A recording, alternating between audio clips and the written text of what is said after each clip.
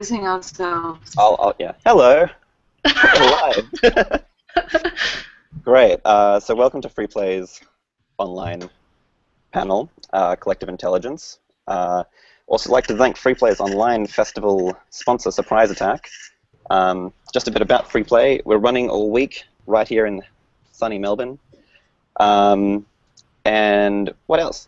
We've got tickets to the symposium at Acme, the live event, this Sunday on the 19th. You can visit freeplay.net.au for more information. But enough about that, because it's Tuesday, 7 p.m. Melbourne time. And yeah, we've got a great lineup of people. We'll get to them right now. So I've got Chad Toprak, Mine Seam, Matthew Catlin, and Maze Wallen. Probably pronounced everyone's names wrong. Whoops. I'm Andrew Brophy. I make games. Who cares? It's under collectives. So I figured we'll probably go through everyone. Just, you know, we're all involved with different collectives or have been with many different kind of groups. I figured we'll kind of just, you know, properly introduce ourselves, kind of talk about what groups we're involved with or have been, and kind of what I guess they're up to now, really briefly. Anyone want to start? I can go ahead. Go, Chad. So Save it. I'm Chad Toprak. I'm a game designer. I make a bunch of weird games, a lot of multiplayer stuff, a lot of custom hardware stuff, and usually nothing that I could bring along with me and show to people, which is unfortunate. But other than that, I am doing a PhD. I am writing about the new arcade movement, and I'm doing it here at RMIT University in Melbourne. Other than that, I guess the reason why I'm on this panel is that I am the co-director and co-curator of Hover Garden, which is a local collective here that I co-direct with Andy, actually. And we tend to host and organize a bunch of parties and exhibitions, a lot of which are free and take place in open public spaces. And yeah, that's kind of me in a nutshell. Sweet. Sweet. Amani, would you like to go next? Okay. I'm also a PhD student, and I make similar strange controller kind of games. I have a background in interaction design, and I'm at the same uni as Chad, and right now we're in two different buildings of the same university. And I am part of the Copenhagen Game Collective, and since I've been in Melbourne for the last 1.5 years, I have been involved in the same collective as Maze, and helping out with people who are making different events here in Melbourne. And yeah, and together with my collective, I've organized festivals and gone and exhibited in different places. Sweet. Yeah? Cool. Matthew, would you like to go? Matthew's joining us also from New Zealand, which is sweet. Sure. Okay, so hi, I'm Matthew Gatlin. You did say my name correctly. And I'm in Auckland in New Zealand. I guess I'm here because I started Pop-Up Arcade with a couple of other people. And I think we're probably not as far along as a lot of the rest of you, but basically we noticed that New Zealand's game industry was doing really well and getting really strong, but our sort of indie or alt game scene wasn't kind of developing as much. So we bought a whole lot of old computers, we painted them, we put locally made video games on them, and now we bring them to sort of arts festivals, we loan them to libraries for a month, and just try and get people in our community aware that there are people making games all around them. Yeah, that's the most of it. Also, I'd say I'm also a part of Wild Streets, which is a festival of outdoor street games, and we've just done one event. So everything here is kind of just starting up at the moment. Sweet. Cool. Maze. Yeah, I'm Maze Wallen. I'm a composer predominantly, but now I run a lot of different arts events and kinds of spin-off of shows and exhibitions. I guess the collective that I'm here predominantly to discuss is Glitchmark, which was started off by Harry Lee, and then became more the responsibility of a whole team of people, and then had a kind of big spark and then went down. And I think I can talk about maybe how collectives end or peter out a lot. I've been a part of quite a few artist collectives that have also done that. And also collectives that tend to be project-based or then become networks. Yeah. Also excellent. And yeah, I guess I'll introduce myself. So I'm Andrew Brophy. I make games. Who cares? I kind of got into games when I was like really young. And my parents had got internet actually pretty late into the whole internet game. I was about 13 or so when we actually got it, 13, 14. And I got a bunch of game-making programs from like CDs and stuff with magazines, and I got them, they were cool, and I wanted to get more, so I searched it online, and then I found out there were all these really big like forums and websites and all this, these big resources for making games and talking to people about it. But as I joined them and talked and showed what I was working on, I found there's too many people. There'd be like hundreds of thousands of people on individual forums, and a lot of the people are just really dumb. They just didn't get you, they didn't get me. So I found a couple of people online that I kind of really liked talking to, and we kind of shared the same sort of, design decisions with a lot of our work. So I was like, hey, let's just get some free forum software and just talk here and invite other cool people.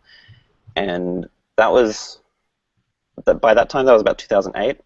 That eventually turned into what's now called BrainGale, which has been running basically ever since. And in the past couple of years, we've kind of picked up and actually made a kind of a web presence. And we kind of make a lot of like packs of like games, and we try and distribute games in different formats and just generally make different things, just pushing boundaries. Sometimes not, but I mean, if you ask anyone who knows us, there's definitely the BrainGale style, so that's probably something. On top of that, I also run a lot of kind of local events. Like Chad said, we both started Hovergarden together in 2013. Again, that was kind of, for me, a bit of a... It was weird. I kind of...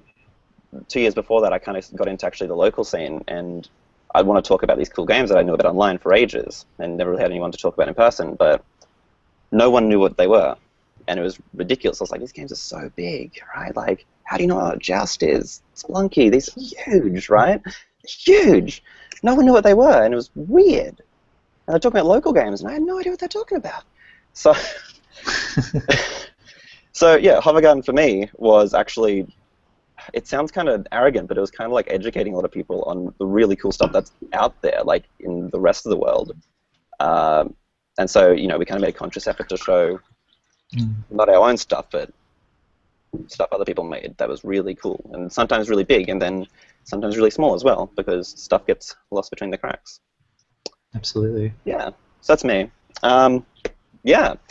Would anyone kind of like to elaborate why exactly? Like, I touched on why I wanted to do Hovergarden, but why is it that you kind of felt the need to do this? Or did it just happen? You just felt like, why?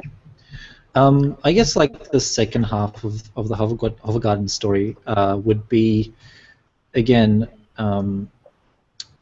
I personally felt kind of frustrated with our local scene. This was back maybe 2011-ish.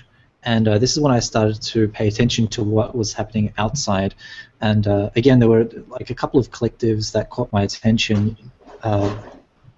One of them was the Copenhagen Game Collective, and they were doing some really amazing experimental things. And I was like, why isn't this happening here in Melbourne? Maybe it is, but like I don't know about it, and a lot of my friends don't either. And in Melbourne, we were still very traditional with our game-making process or the types of games that we were making. And I wanted to see way more wild and weird things being made in Melbourne. So I was frustrated for a very long time. I wanted something like that to exist locally. so that people could be aware of all the weird and different things that you can do in games. And that's when Andy and I started talking about, hey, like, we should do something, right? And it didn't occur to me until I spoke with Amani, actually, who was visiting us late 2011, and I shared my frustration with her, and I said, look, you guys have so much cool stuff happening there, there's some cool stuff happening in the States, like pretty much everywhere, and I want stuff to happen here. And it wasn't until she pointed out that I could just do it, right? I could just make it happen. She literally said, Chad, why don't you just do it? And I was like, oh, okay, all right, let's just do it. And that's kind of how Hollow Garden started.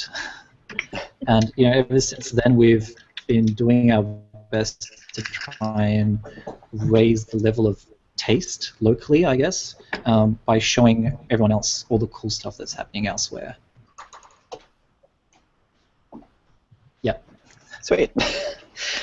So you mentioned the Copenhagen Games Collective, which actually Amani is still currently a member, or was? Not sure how that really works right now. Do you want to kind of go into that, Amani? Okay, Yeah. so I am not a founder of the Copenhagen Game Collective, but I've been, because of my research and everything, I've been trying to talk to different people about why they make collectives. So I've been talking to Lau and Diana, who I met when I went to, who I talked to on who I'm in touch with, and in the collective, and we still email and we organize things together. And right now, they're doing there's this whole process with the Nordic Game Indie Night happening. So I asked Lau and Diana, and Lau said something about why they made the collective, and opened up, because first they were a very small group of people, and they were making it, and they came together around making these new types of games. They came from they were around the IT university where I also went to, and then they said Lau was talking about how when they took Button and Darkroom Sex Game and they went to Indiecade and festivals in the US, they met people who were from the Nordic countries and who actually were from really close by to where they physically were in Copenhagen, and they had never heard about each other. And they were like, how come we're not all doing things together when we are right next to each other? Why do we have to go all the way across the world to meet these people? So they wanted to, he said that it was about highlighting the social aspect of making games, because games are often seen as being about the individual creator and the designer, or and the social aspect of the community making, being creative, like a creative community, like it is with art movements and things like that, is not looked at that often. So they decided to open up and do more things and organize things together with local people. So they made the collective. I came in much later because I started doing things with people from there too. Oh, actually. Sorry. All good. Whoops. Okay. Maze, why did you get involved with Glitchmark? Actually, I didn't really know very many game makers. I knew one who I'd gone to a primary school with, and he was studying at RMIT, so that was pretty great. We ended up kind of working together after I said, oh, hey, I'm getting involved in games. But I had just joined the IGDA Facebook group, and Harry's post about Glitchmark was the first thing that came up, and it was something that one of the few posts that didn't say game developers or something like that. That was really kind of, you must know how to code or do art or anything like that. And so I messaged him and I was like, hey,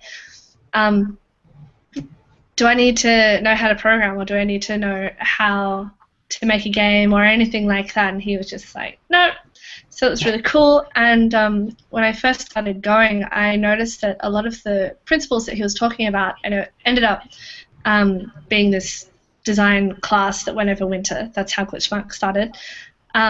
Were all things that I knew from learning composition and just about orchestration and things like that were all things that really overlap into music. And so designing games ended up seeming a whole lot more accessible than it did before, where I was just like, all I can do is make sound, that's all I can contribute.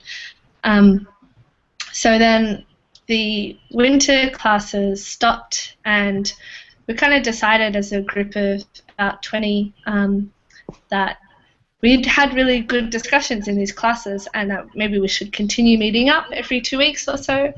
And so we were doing that, and when we did that, we needed to establish a purpose, and the purpose kind of ended up being pretty not there still. It started, basically people were getting together and being like, okay, so we're meeting up every 2 weeks, we should do something.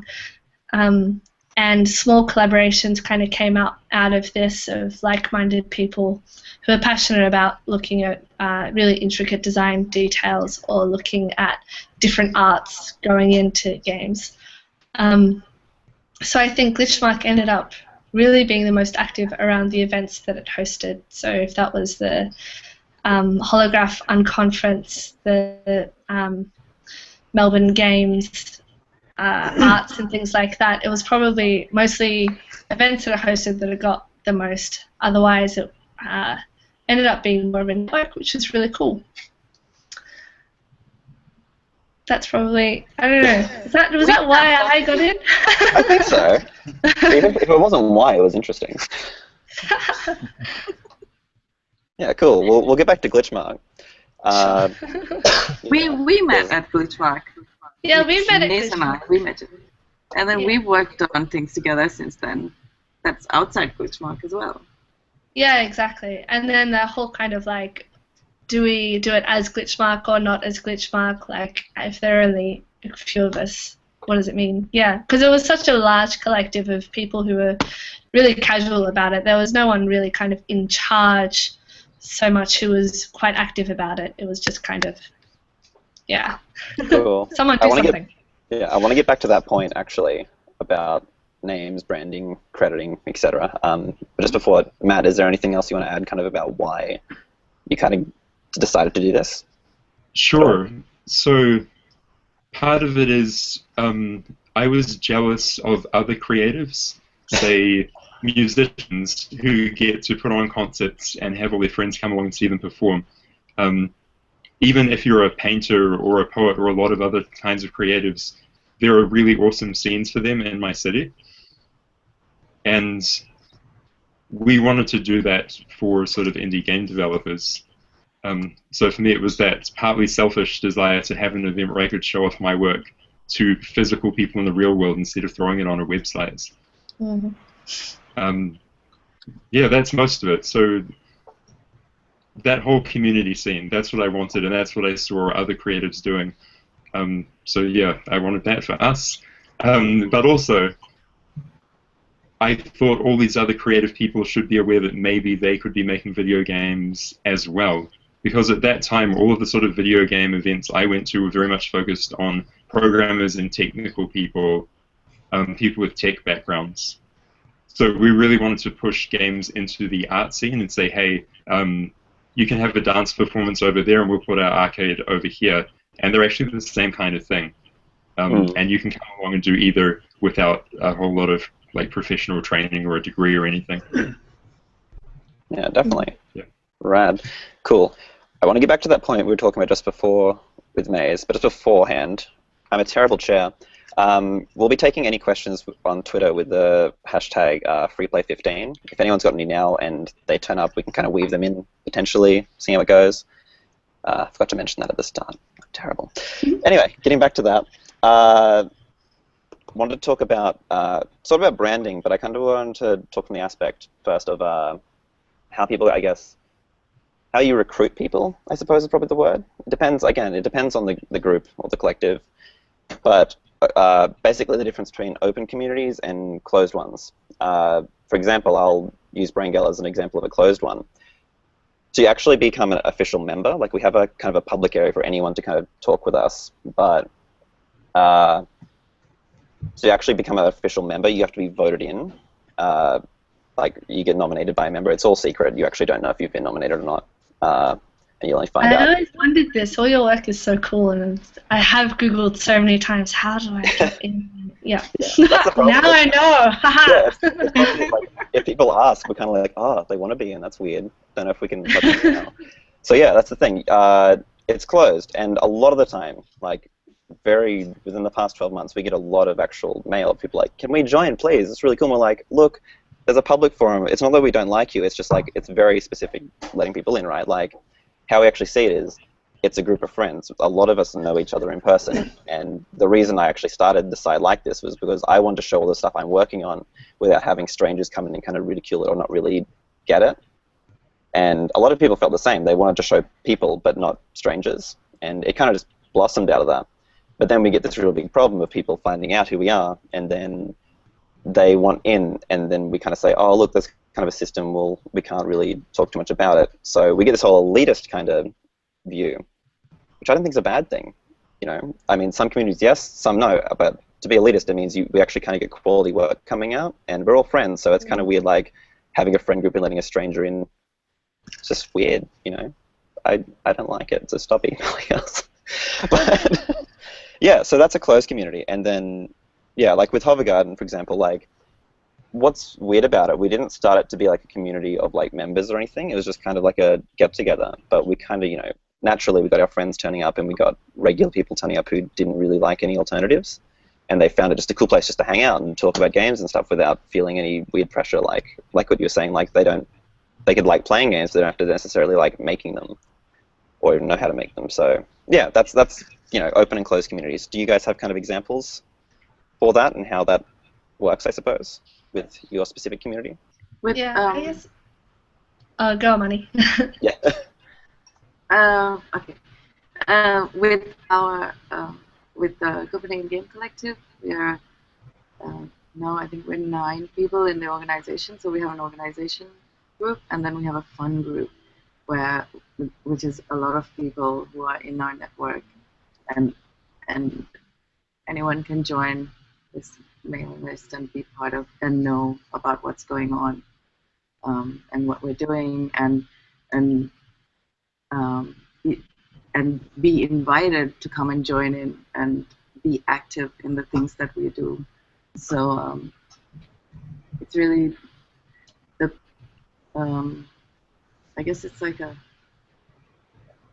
and with that organization group, it's just people who are really active in organizing things who are there, and who are the co-founders, and it's we ask each other about, like recently Andrea joined the collective as one of the organizers, Andrea Hesselaya, and it was because she was very active doing things with the collective, and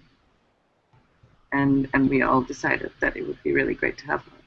So that's how, I guess, yeah. And then there are loose groups of people who get together to work on different projects.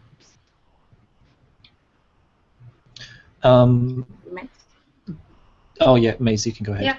Well, I guess Glitchmark was really similar to that in that we had a kind of, while we're open and everyone is invited to all of the meetups and all the events and things like that, we did have a sort of core group that just kind of came together naturally as people who are happy to contribute to events, or happy to talk about, you know, if we have a safe space policy, or, you know, what to do if someone is terrible or something like that, or who can contribute to our website or anything like that. There was maybe, I think it was like or 6 people that were those, and then also a lot of those discussions still happened in a big open Facebook group, and they're all started in meetups and things like that. But yeah, there was that core kind of group of which helped you put together events. So if I said I want to do this, it meant that I had some people to rely on that, you know, found it in their self to help me, and like that it was part of their responsibility, as if I had branded it under Glitchmark, which is probably different to if I had branded it as myself, and then people don't really, they're not as invested as in helping me. Yeah. I thought a lot about the openness and closedness. I always like the idea of these communities and organizations being inclusive and just being open and be like, hey, anyone can do stuff, you know, like come and contribute. I originally envisioned the collective that I'd be creating to be something more like that. But after a lot of thought, I decided to go down the route of it being closed rather than open. And I guess I did that for various kind of specific reasons. I think the Kokoromi Collective was a pretty big inspiration for me. And again, you know, they call themselves collectives, but they're only 4 people, right? And they've always been 4 people. And they've the collective itself is them. It's those very 4 people, and I think there's something really special about that. And I guess in that sense, Hover Garden is also Andy and I. It's very much an embodiment of Andrew and myself. And I don't know if Hover Garden would continue to be Hover Garden if either of us left, right? It does have its issues, especially when it comes down to organizing and sourcing out stuff. But we're pretty lucky to have a lot of really cool people in Melbourne who are always willing to help out. So whenever we tend to have larger scale events, we usually tend to bring in a team of helpers or hover friends. Sometimes we refer to them as hover friends. And we always do. and you know, and we always make sure we credit everyone. I think that's really important. But in terms of overall direction and curation, I feel as though it's easier when you have a closed collective. I mean, like, I don't even know if we refer to Hover Garden as a collective anymore, just because it's just Andy and I. It's more of a curatorial duo, or just a curatorship or something, and it just becomes really easy to just decide which direction and like path of curation you want to go. And I really wish there'd just be a bunch of collectives doing different things locally everywhere. Absolutely. It's Cool. much easier when there's only a few people, because then you don't feel like you're talking on behalf of anyone else. And like whenever I talk about Glitchmark, I always feel like, oh my god, am I treading on people's toes or anything like that? Even though I know I've had a really large part in it, there's always kind of like, am I saying something that someone else is going to think is wrong? Because in theory, all of us are equal members, and so it's kind of, yeah, there's a bit of up and down, I guess. Yeah, absolutely. Absolutely. Is there anything to add for that, Matt? I know, like, Pop-Up Arcade's run by 3 people, isn't it, including yourself, or is that... That's right. So in terms of the brands, there's 3 of us who are Pop-Up Arcade, and then we show games by other people, and that's, you know, that's how we describe it. That makes it simple. I think, like, I guess we end up being very exclusive on whose games we show, and that's a trade-off to make it very inclusive in terms of who feels comfortable coming to our events and playing the games. So it's sort of, it's quite curated, and I think sometimes we have disagreements about that. You know, we could make it more inclusive to more different people showing their work, but that would make it less accessible to members of the public who aren't gamers. or don't think of themselves as gamers. So I think there's a bit of tension there. We want to make it an event where anyone can walk off the street and come in and have a really good experience. Most of the people who come to our events say, oh, I don't like video games, and we've got a process for kind of tricking them into trying something anyway. Yeah, but that does restrict, and we've talked about, like, should we have a beginner's show for games made by people who've just done their first game-making workshop as a separate thing, but then members of the public who came to that might not get as good an experience. Yeah, I guess, and the other thing about that is when we are putting events on, we tend to have a pretty good idea of what kind of games or theme that we want to have for the event. And I remember very specifically that our first Hovel Garden event, which actually took place in a park in the city, we listed a bunch of games that we'd be showing. But it was really interesting to see people come with their own games and kind of treat it as a session of like, hey, like check out my game, or like, can you playtest my game? And that was like not quite what we were going for. That was something that we had trouble with early on, but I think we overcame that afterwards. Yeah. Definitely. Because that's what people expected.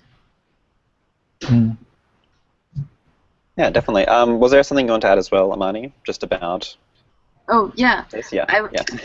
Since we're talking about like how like structures of collectives, I just wanted to add that in the Copenhagen Game Collective is officially an association, and in Denmark there are lots of associations, interest groups, and it's an official thing in Danish society and in relation to the government and things like that. And so then we have a treasurer, and we have positions in that, and that allows us to apply for different grants and things like that. So that's also like it's always difficult. Like, what kind of association are we? There's no like games collective as a association. We're in art and entertainment, like recreation, something like that. So I just wanted to add that. As opposed to that, Hovel Garden isn't really anything official at all. And, I kind of like that. I also kind of like that when we do hold events in public spaces, that we just kind of just do it, right? We don't really seek official permission or anything. And part of that is I feel as though that the city streets or the public, I guess, belong to the public, and that we should be free to just play wherever. One of our events took place on Hardware Lane, which is a pretty big and popular lane in Melbourne, and we had police on patrol. One police car stopped by and was just like looking at us really weirdly, and I went up to him and said like, "Hey, like, how's it going?" And just was really kind and happy, and and he was like, what's going on here? Like, what is this? Like, what's that? And a bunch of people were playing JS Joust, right, holding a bunch of controllers and just doing weird things in public. And I was like, oh, that's Johann Sebastian Joust, and I kind of told him what the game's about, and I invited him to play. I said, hey, did you want to join along? And surprisingly, he was really keen. He was like, oh, actually, I'd really love to, but I'm on duty. Otherwise, I'd totally join in. And that was really cool. It was really awesome to see that even the police were really open to that sort of stuff happening here. That's not the case for everywhere, though. I visited New York and shared that story with friends there, and they said they would probably not get away with that happening in New York. Oh, yeah. Sweet. In places where the police were really bad. Yeah. Cool. So we'll kind of use it as a segue, actually. Yeah. In terms, I'm pretty sure all of us have actually been involved with collectives that actually run, parties in the streets for free. And like a really interesting note with that is because it's free. Like I remember during that actual specific party, we were running like 4 games. 2 of them just conked out and didn't work. We spent like hours trying to get them working. They kind of worked towards the end, but they just didn't work. But people still had a great time, right? They just turned up. We had strangers, we had kids, police. Everyone was playing. I think we actually got interviewed for like television or something at the same time. So we were really manic getting that running. But it still worked, and people were happy with it. It's fun. Yeah, like it was. No one had a problem. But the thing is, that's because it was free, right? And Hovergun's only run 1 paid event. I'm wondering, like, kind of what's, I guess, like, not the difference because it's paid, but kind of like having people have expectations of you. Like, the good thing is, like Chad saying, Hovergarden's just like, we just kind of turn up, we do things. It's not really a company or anything. Like, I guess what are some of the issues that could turn up with having that expectation, with it actually being a properly structured sort of thing? Yeah, like again, like what's problems, I suppose. I mean, we can also work this back into what Maze was saying about the collective kind of dying out. And has anyone actually ever had a problem of having to kick someone out of their collective? Basically, like on a broader scale, problems, right? Because collectives are they're definitely great. They definitely help a lot of people, but they can also there's a lot of negative connotations to them. Yeah, that I think aren't always pointed out. Yeah, sorry. Absolutely. I guess in terms of funding, Hovergarden really doesn't have any funding at all, and if we do need to buy stuff, it's usually just out of our own pockets, or we reach out to friends and just source them in from our friends. I remember our first free play party. We needed around 33 controllers, Xbox controllers, and we only had 8 or 12 amongst ourselves, and that was after we bought a couple. So it does get tricky because we don't have funding, but at the same time, it's really special that we still get to do things, even if they're small scale. Even if we just end up having 4 laptops on a busy street, and then we just beam projectors and just have a bunch of games. I've always been jealous of bigger curatorial exhibitions. Every time I visit an art gallery, I see a bunch of really big screens and awesome projectors, and they have this amazing space, and I just wonder where do people get the money to do these amazing stuff? Why don't we have access to these things? So in that sense, it's always been an issue. Funding has kind of been an issue. But I think we have a different reason for having most, if not all, of our events free, and that's to be as I guess as inclusive as possible. It's really important, I guess, as a student as well. It's some people may not be able to afford a $15 ticket to get into an event or something, and especially since we tend to have our events in public as well, it's just a lot more convenient, a lot more easy, and a lot more. It contributes a lot more if it's free and accessible, I guess. Right on. Yeah, I guess when you charge for an event, is that still aligning with why you're putting the event on in the first place? If the event is to spread awareness and you charge for it, you're already cutting out a whole lot of audience. People can't just wander in off the street. They have to actually commit to it. Which you're struggling to do in the first place, For sure. Yeah, I mean, people charge for different reasons, I think. Some people charge just because they have to pay for venue space. Others charge because they have a bunch of equipment that they have to buy. But sometimes people just don't make any money out of charging either, so that's also something to keep in mind. Yeah. We do a lot of different configurations of people in the Copenhagen Game Collective. They do very different types of things. So there's Wood that the collective does with another production company, and that is charged. And so this year there's going to be an amazing list summit that Patrick and Andrea are organizing. That is part of the List Summit network. That is a Nordic network, and that is free because it gets funding from the Nordic Arts Digital Council. But I really want to hear about your low budget things, Matthew.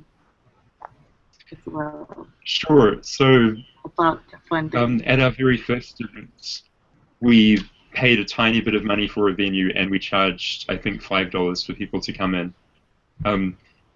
And ever since then, we've managed to get sponsorship that covers the venue and gives us maybe a few $100s for one-off expenses. So we've never charged since, and we didn't like charging money. It was sort of awkward. You have to like get a float and handle cash and do all kinds of things that are not related to keeping the video games going and making people have fun. But also, like I was saying before, we try and get people who don't consider themselves gamers, and to do that, we put our arcade as part of other festivals, arts festivals, but we need to be able to sort of drag people in or trick them to coming in. I think if we charge money, it would skew us back towards gamers, unless we built up a really strong brand among other communities. So we're really happy to not have a door charge, and we're really lucky to be able to get a few $100 events from some sponsors. Yeah, I guess for Glitchmark, a really big pro of our network being so big was that it became alright to just kind of ask out, hey, we need 4 computer screens and things like that. We're also quite able, because I came from the VCA, I was able to borrow stuff from there. There were people who came from RMIT who could borrow things from there. There was a lot of just kind of borrowing from our giant network. But it also came to like, okay, so if no one's getting paid for this, how much effort do we really put in? Like, is it worth it anymore? And then looking at other ways of getting income. So at like the Game Art exhibition, we were thinking of selling USBs with games on them. We also were selling all the art, which was another thing. Being not into games, I wasn't quite sure of the audience, and so pricing the art was really interesting for me. Yeah, but I think other sources of income tend to be really kind of thought about a lot, like what small things can we get, or is there a way that we can crowdfund, donation, something. Yeah, and then again, it always changes according to the event and setting. Absolutely. And another thing that I just...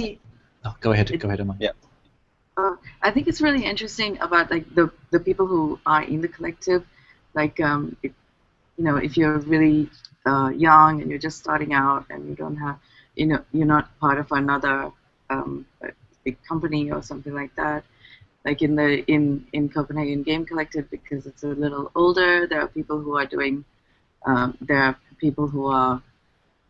lots of other things and working in different spaces, like making art or have their own game companies and things like that. So I think it really makes a difference, like the configuration of individuals and like who are involved in it with those kind of things. Yeah, yeah. And I guess the other thing is like we're all kind of showing works from other people, right? And we often tend to have the help or assistance of others as well. So like this topic of labor comes into the picture, and I'd love to come into a position where I'd be able to pay for people's time when they're helping out making stuff.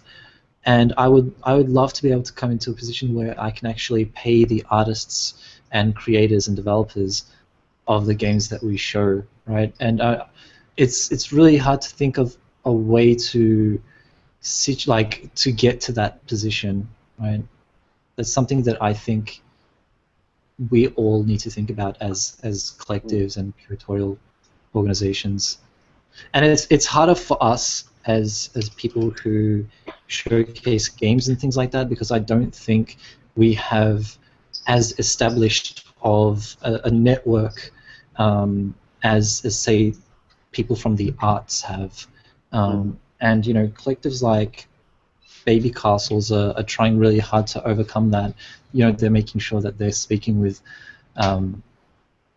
art centers and museums, and trying to create those connections so that if there's some funding opportunity or any other opportunity, that they're there, right? They're active, and they're not inside this small little sphere of games people. And I think we need to just constantly be looking out and exploring. I think with the Copenhagen Game Collective, we've been doing that sort of thing, and then now there are institutions who are actually approaching us to do things because we're doing games things, and more and more newspapers are writing about games events and things like that in Denmark. So we've been really trying to make games visible in different environments by making those connections and actually trying to see where else can we put games.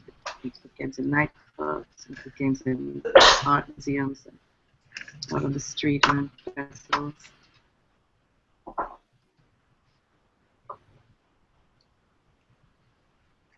Hey, cool. We got a question from Twitter, actually, which kind of works in with this, which is kind of great. From Izzy, basically asking if we've ever tried with any of our events the tip jar approach, like pay what you want to enter, or just as a donation. And even if you've not, what's kind of your thoughts on that, of people choosing their own price to pay for something like an event to go to, for example? Or even like what you were saying before, May, is like with selling like a USB, even if something like that was pay what you want. Yeah. What do you guys think on that? I've used the tip jar approach in the past with a dance and art show that I did, and what kind of ended up happening was we put it next to one of the bars, and so people were putting in a few coins for each drink as well because they were free.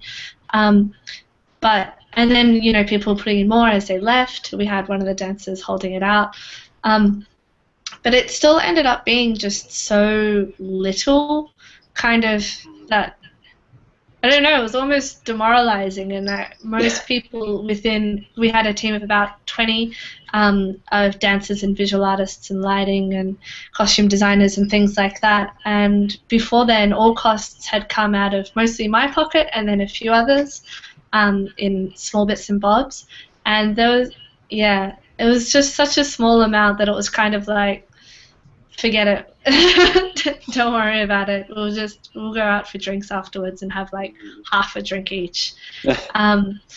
Later on, we then charged tickets for the same show, and people, for one, there was a bigger audience from charging, and two, everyone got like a few $100s each, which was really, really nice.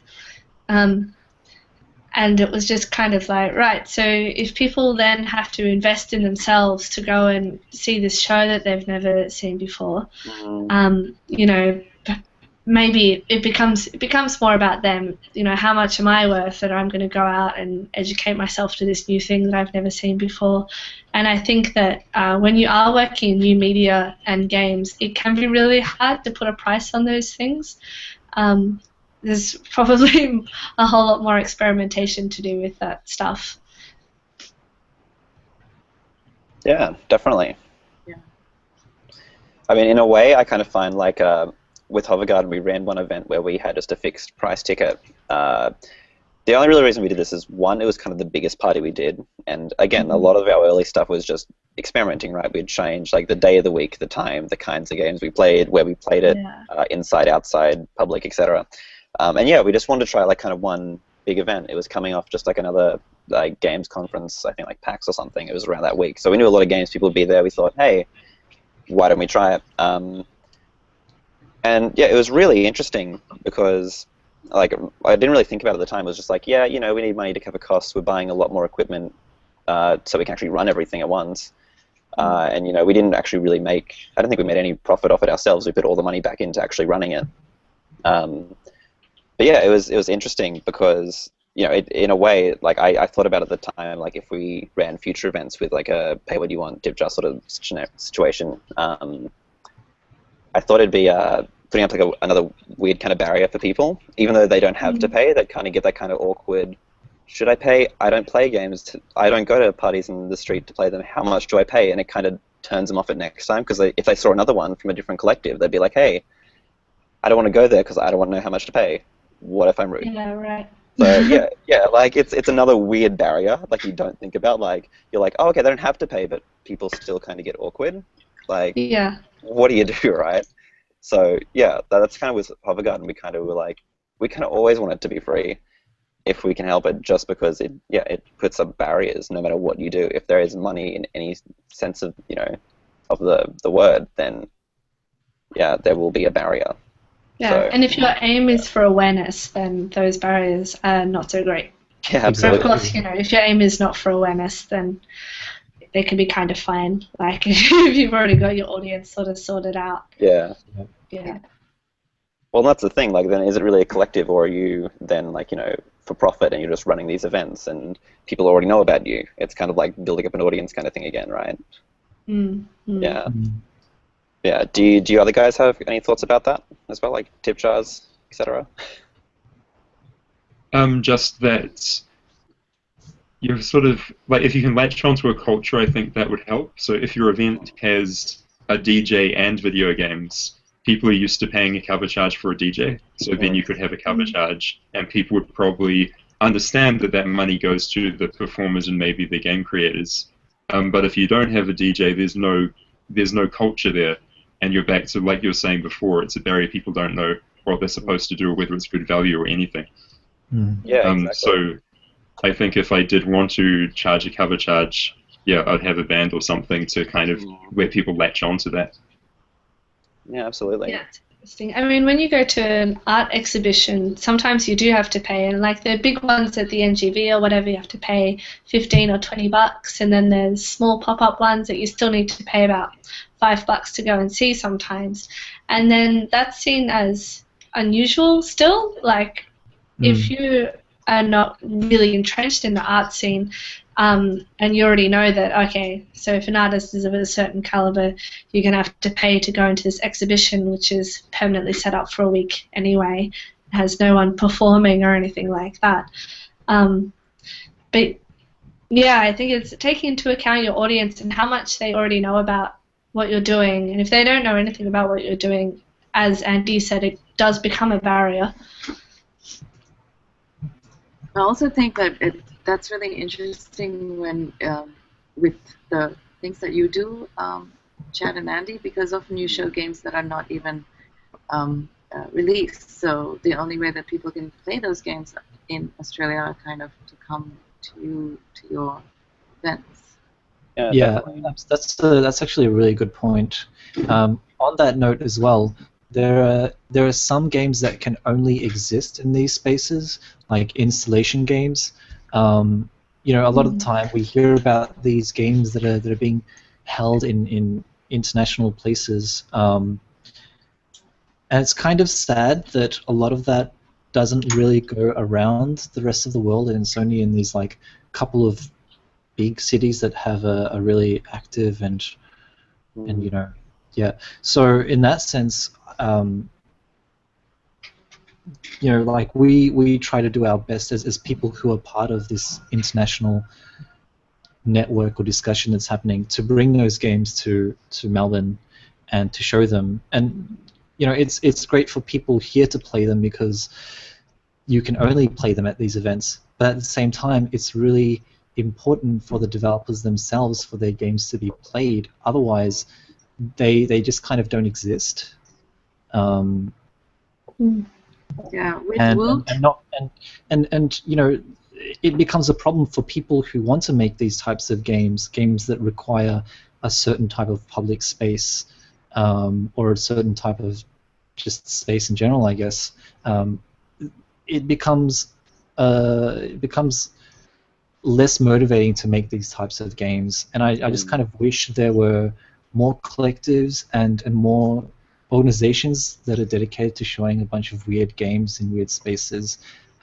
We would get a lot more developers making them, right? Like I remember, even with the games that we show in Hovergarden, we tend to show a lot of local multiplayer games. And before Hovergarden was even a thing, those types of games weren't really made here in Melbourne, or at least from the independent games community here. But I guess one of the things that I've been able to observe, and I know this because people have come and approached me about this, is that after showcasing these really cool games from all around the world,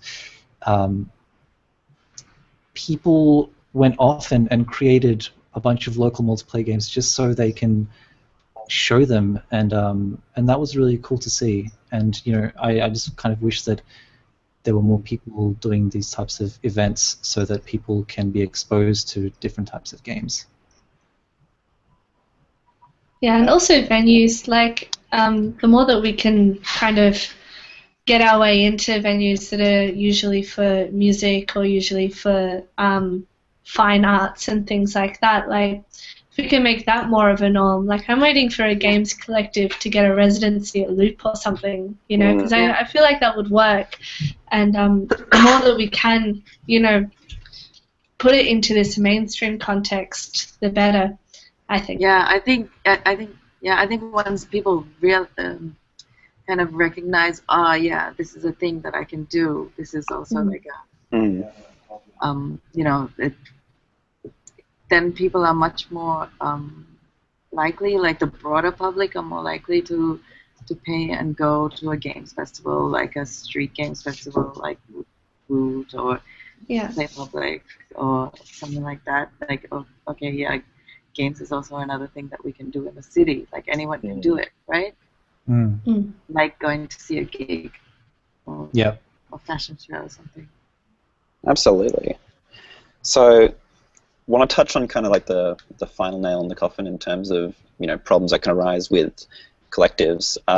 Collectives dying, just finishing, ending, not always on a bad note, on a good note. And sometimes, again, collectives kind of, instead of just ending on a sour note, they kind of reach this peak of, this is what this group set out to do. We've kind of done that. Let's end it here so we don't kind of, just regress.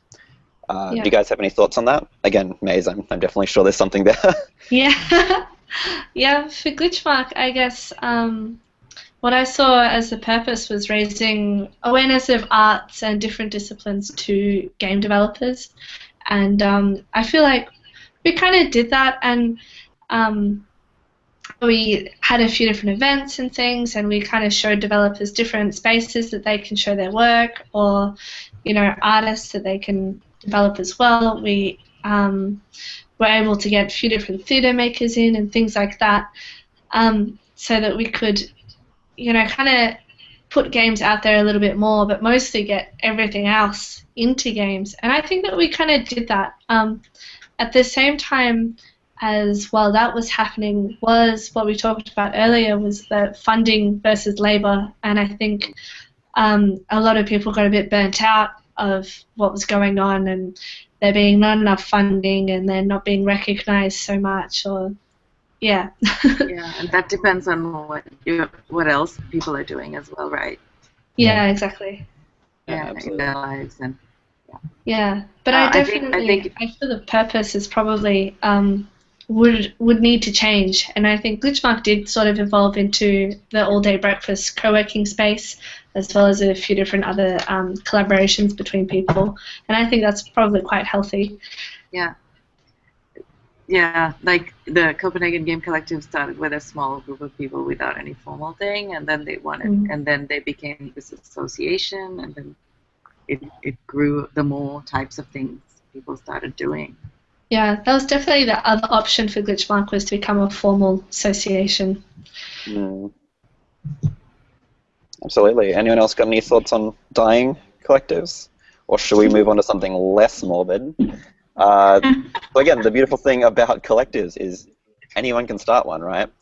And I want to talk really quickly, because we're running out of time, about what you can do to start your own, right? Because I mean, a lot of the reasons people start them is because they're like, hey, this isn't going on in my city, I want this, hey, let's do it, and they do it.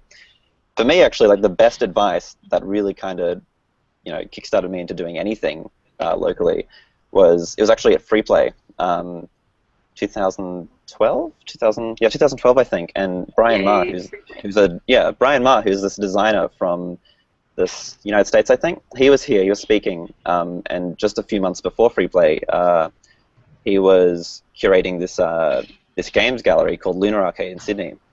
And we were talking at the artist party, and this is before we did Hover Garden or anything, or I didn't really do anything, I only just kind of got into it. And I was saying, like, yeah, that looks really cool. I watched the video about it. I'd really love if there's something like that here. And he's sitting at the bar, and he's kind of like holding like a drink, and he's just sitting there like this, and he turns to me, and he's just like, then why don't you do it? And then he just like puts his drink down and just kind of walked off to the rest of the party. Something like that, maybe. It wasn't as mysterious. But anyway, right, it just kind of hit me. I was just like, dude, like, why don't I do it? And I kind of was walking around for days for a while, just like, why don't I do it? And then I did it. Yeah, my advice would be to just do it. Like, literally, you don't have to ask.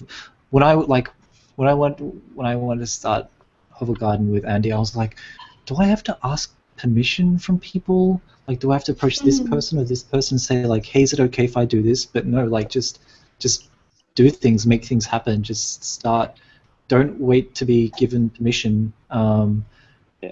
Make things. Speak to people about it. Speak to us. Speak to other collectives and ask us how to do and go about things. And I'm sure everyone will be like more than happy to help out. Yeah. So the only thing is just like kind of have a. It'd be nice to have an idea of what your focus is. Is probably one tip that I'd say. Just yeah. Kind of. I think like if you want to learn something or if you're frustrated that something doesn't exist, then there's like a good focus right there. Be like, why is no one teaching me this? I want to go and learn it, or something like that. And then, why does this event not exist? And I think that collectives can spawn out of those things, and whether they're formal collectives or just networks. Like I've got a giant network of dancers that I now know because I keep working with them, and I could feel like they're kind of my collective as well. We don't have a name or anything, but they're definitely the people that I go to. And again, there's that need of do you need a collective or do you just need a bigger network? Do you need to work with more people? Yeah, find more people to play with. Yes, yeah, absolutely. Yes. Absolutely. Anyone else got any wise tips for doing it, or should we just go by like just do it? Just that the moment we set a date for our first event, people started appearing to help us. So like it might feel like a whole lot of work, but if you're doing something cool, then it's quite likely that people will turn up and start helping, maybe give you money. Absolutely. If you think it's cool, other people are going to think it's cool. Yeah. I mean, like Chad and I talked about it for a while. I think it was like a month of actually just talking about like, oh, why don't we do it this way or this way? Where do we do it? And they were just it was a park. Actually, no, so so. Also talk to other people in other places who are doing something maybe that you like. Yeah, absolutely. I talked to Sebastian Quack from Invisible Playground, and he was telling me about how to maybe try and organize some play events. Yeah. Yep. Actually, just a fun fact about Hover Garden itself.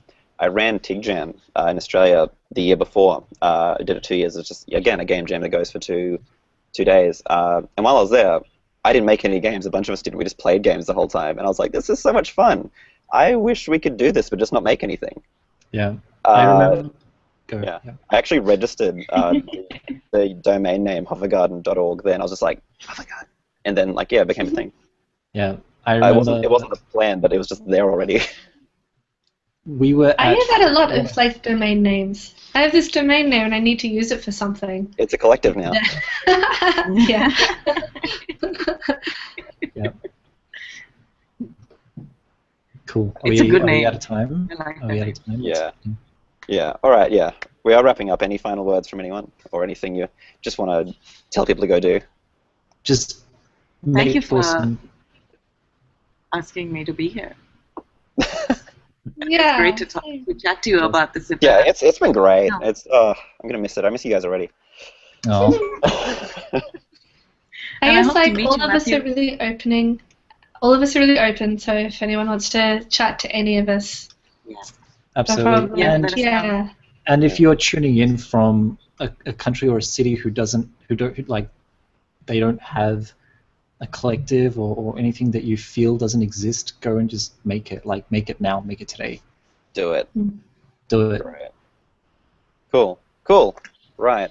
So yeah, if you're in Melbourne as well, this Saturday, Hover Garden is actually running a party. We'll show you how collectives do it. It'll be great.